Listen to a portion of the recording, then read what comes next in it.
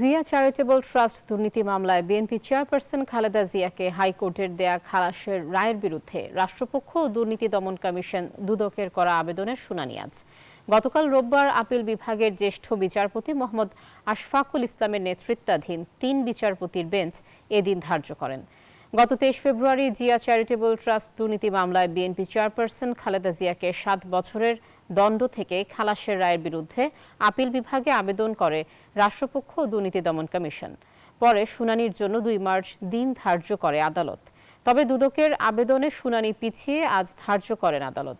এর আগে গত ২৭ নভেম্বর এই মামলায় ৭ বছরের দণ্ড থেকে তাকে খালাস দেন হাইকোর্ট।